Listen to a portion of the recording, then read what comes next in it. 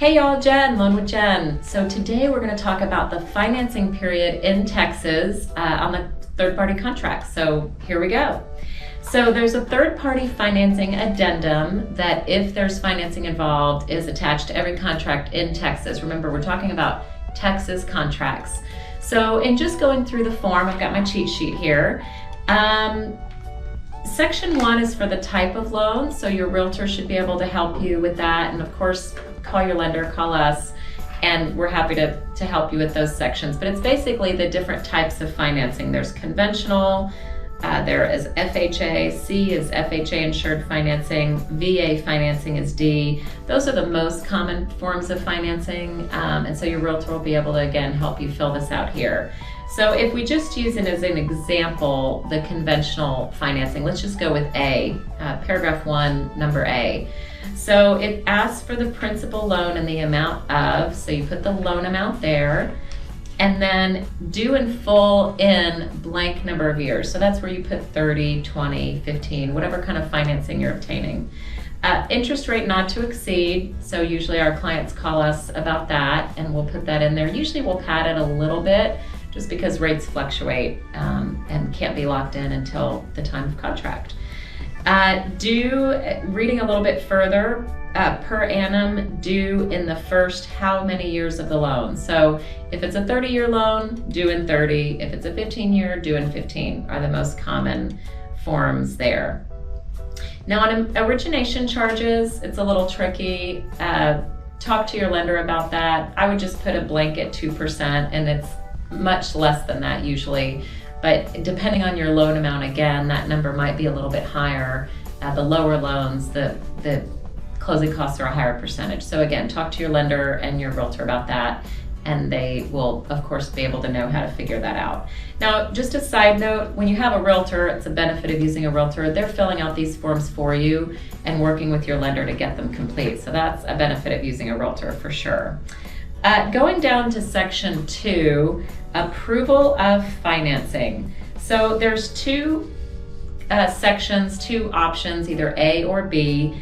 A is, hey, this offer is subject to the buyer being approved, and then it's a certain number of days. There's a blank space there, and normally we see people put anywhere from 14 to 20 days. Again, it's subject to the market, turn time. Definitely you want your realtor to be checking with the lender to make sure how many days need to be put in that spot. What that means is that that's the length of time that the buyer has to comply with any and all documents that the lender is going to need for the final approval. So make sure that once you're under contract, you're closely working with your lender to satisfy all documents. Even if you've pre-approved, there's still brush up documents that need to happen. Things could be stale, documents need to be refreshed. So the financing period lets us get all of that together. Now section B is, section A has another checkbox, if you look on page 2 actually, that says this contract is not subject to buyer obtaining buyer approval. What that means is, yes, you're going to be getting financing. However, you're not contingent.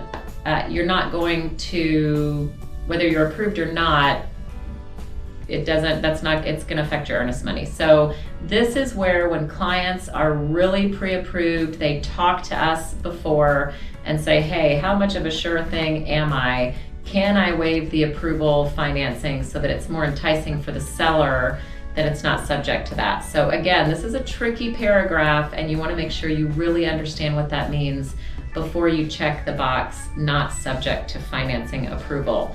Because if your financing for whatever reason did not go through in that 14 or 20-day period, you would lose your earnest money. So again, talk it over with your realtor and your lender before you check that box.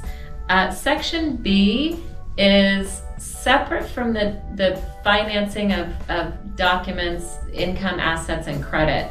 Section B pertains to the property. So the buyer in section A, the buyer has complied with all lender required documents. But what section B means is, hey, there's also a property approval. And if I want to back out of this contract because my property doesn't appraise. Let's say you're buying it for $200,000 and the appraisal comes in for, I don't know, $190,000, and you just don't want to buy it. You can't renegotiate with the seller and you don't want to buy it. You certainly could pull out as long as it's within 3 days. If you'll notice here at the end of this, in the middle of this paragraph, it says you have until 3 days prior to the closing to back out. So that's what that means. So that's a really important paragraph. Now, there is an FHA required provision in section 4.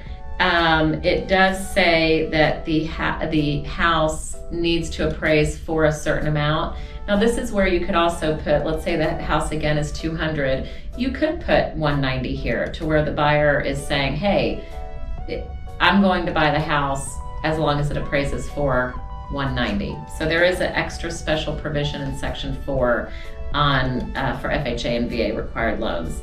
And then everyone signs at the bottom, buyer and seller. So this is what a financing period is in Texas. This is what it means. It means it's a distinct length of time in order to cure documents with the lender to make sure that you have your final approval tidied up.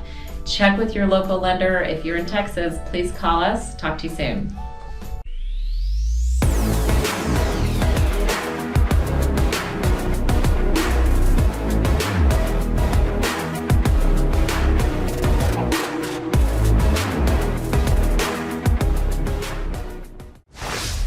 Legacy Mutual Mortgage is an equal housing opportunity lender. The opinions expressed here do not reflect those of Legacy Mutual Mortgage.